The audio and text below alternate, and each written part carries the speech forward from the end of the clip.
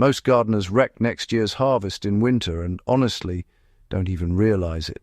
They leave beds bare, let rain and frost pound the soil, and call it letting the ground rest.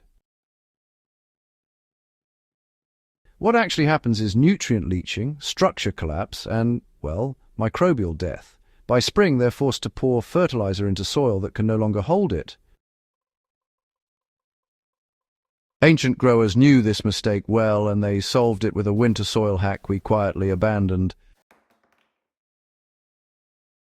Before we get into it, if you grow food seriously and want systems that work year after year, subscribe to the Farm Logic channel. This channel is about building soil that improves over time, not patching problems every season. What I'm sharing here is something I've tested through cold seasons in open ground raised beds and even protected hydro systems. Why bare winter soil is one of the most expensive mistakes in gardening. Winter rain and freeze-thaw cycles don't refresh soil, they strip it. Soluble nitrogen washes out. Calcium and magnesium drift deeper than roots can reach. When soil aggregates break apart, spring beds end up crusted or even compacted. I used to accept this as normal, honestly, until I compared covered and uncovered beds side by side. The difference wasn't subtle at all. One needed feeding right away, while the other just, carried momentum into spring without any intervention.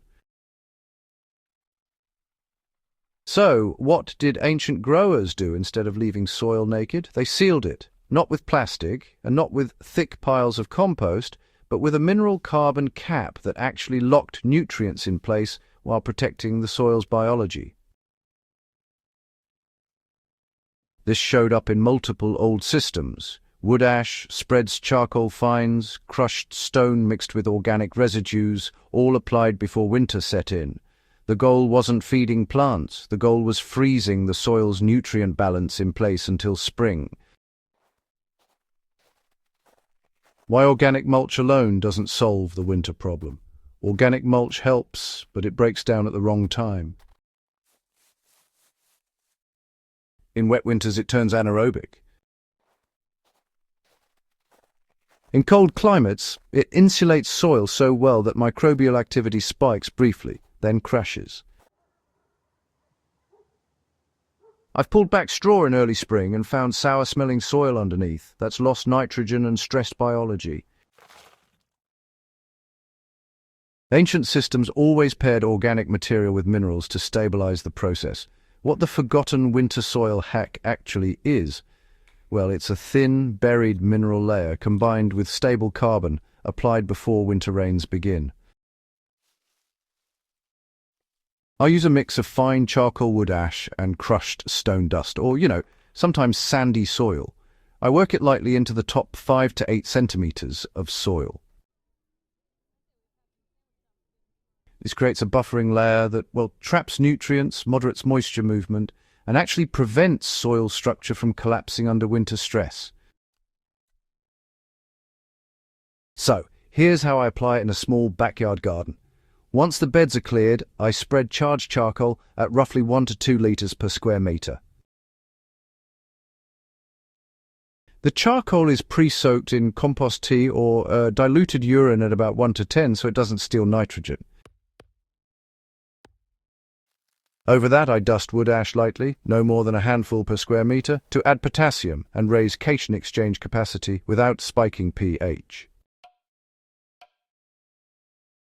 Finally, I rake in a thin layer of sandy soil or stone fines and, water it once to settle everything.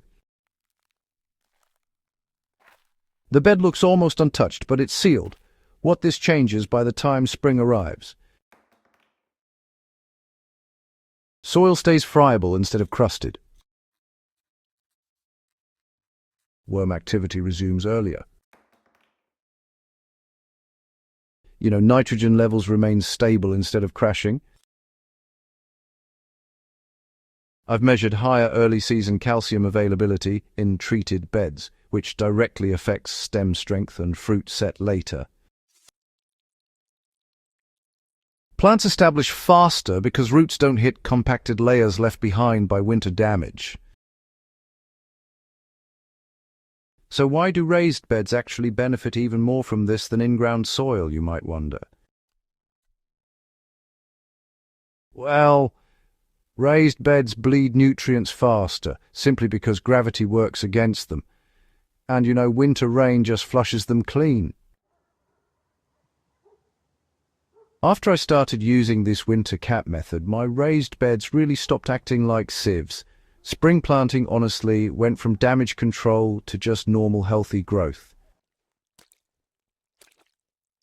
I reduced early fertilization by nearly half because, well, the soil actually held on to what it already had.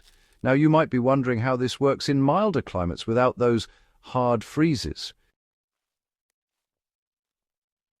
Even without frost, winter rain does pretty much the same damage. In warm regions, this method helps prevent nutrient leaching and, microbial burnout. I've used it in areas where the soil never freezes, and honestly, the benefit shows up as steadier moisture and less compaction when spring planting starts. Now, you might be wondering why this doesn't conflict with cover crops, and actually, it really improves them. I still use cover crops, but honestly I don't rely on them alone. When I seed winter cover into a bed that's been mineral capped, germination improves and, roots penetrate deeper. The soil underneath doesn't slump or smear during wet periods, which is just fantastic. Cover crops plus this ancient hack work better than either alone. What happens if you skip the mineral part? You get half the benefit. Organic matter without minerals still breaks down unpredictably. Minerals without carbon don't buffer nutrients. Together, they create stability. That's the part modern advice misses. We talk about feeding soil life, but, we often ignore the physical environment it lives in. So how does this translate into protected and hydro-adjacent systems? In passive hydrobeds and wicking systems, I apply the same concept around root zones before winter downtime. Carbon and mineral layers stabilize nutrient reservoirs and, they help prevent salt concentration during periods of low uptake. When systems restart, plants don't face a chemical shock. The biggest myth this method breaks? That winter is a dead season for soil. It's not. It's a vulnerable season. Protecting soil during winter determines how hard you'll have to work the rest of the year. Ancient growers understood that effort spent before winter saved 10 times the work in spring. Why fertilizer can't fix winter soil loss? Once structure and minerals are gone, fertilizer only masks symptoms. You'll see green growth, but roots stay shallow and stress shows up fast. This winter hack prevents the loss instead of chasing recovery. What convinced me this wasn't nostalgia or theory? I ran side-by-side beds for 3 winters. Same crops, same amendments in spring. The capped beds consistently outperformed untreated ones in early vigor, yield stability, and resilience under heat. After the second year, I stopped testing and just adopted it everywhere. Why this ancient approach still fits modern gardens? It's cheap, simple, and scalable. No special products, no constant inputs.